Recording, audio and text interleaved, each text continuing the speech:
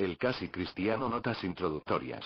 El señor Wesley predicó este sermón primero en Londres y un mes después en Oxford. No es peculiar a ninguna época ni de ningún lugar el tipo o carácter que describe. Si bien no cabe duda que los metodistas de Oxford ofrecían la mejor oportunidad de describir la vida del casi cristiano.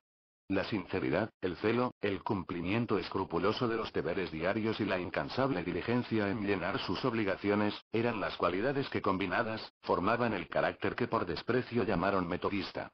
A pesar de todo esto, declara el autor de este sermón que todas estas cualidades pertenecen solamente al casi cristiano. Sin la verdadera santidad, esta apariencia de piedad está destituida de todo poder. Es evidente que el señor Wesley no se olvidó de los elementos de la religión genuina peculiares al carácter que aquí presenta, como puede verse en el sermón 9, en que contrasta esta misma formalidad con la enemistad e indiferencia naturales en el hombre.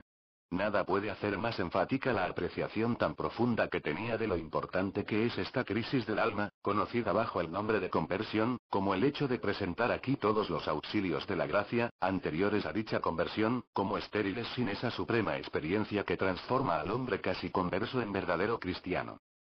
La peroración dirigida a sus oyentes, al traer a la memoria su experiencia entre ellos, es característica del predicador. Muéstrase enteramente libre de esa porfía orgullosa que engendra la seguridad de las propias opiniones.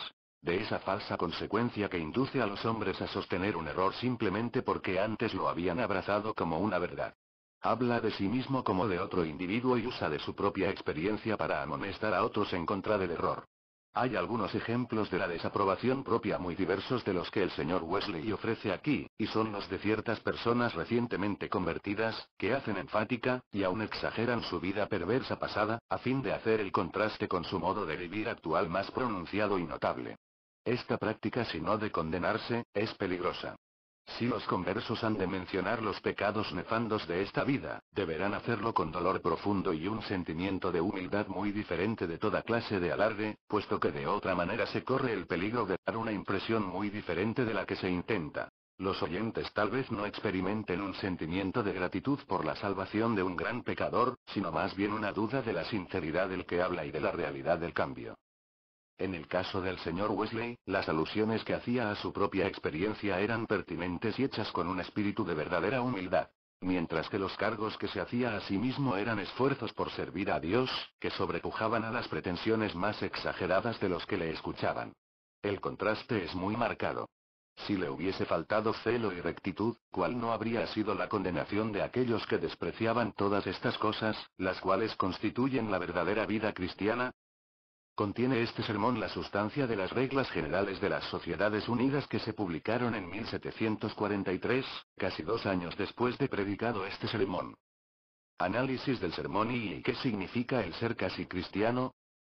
1. Significa tener la sinceridad de los paganos que incluye la justicia, la verdad y el amor. 2. La forma de piedad. El no cometer ciertos pecados exteriores, haciendo el bien aun a costa de dificultades y trabajos, y usando de los medios de gracia públicamente, en la familia y en lo privado. 3. Sinceridad y resolución positivas de servir a Dios. ¿Y qué significa el ser cristiano decididamente? 1. Significa amar a Dios. 2. Amar a nuestros hermanos. 3.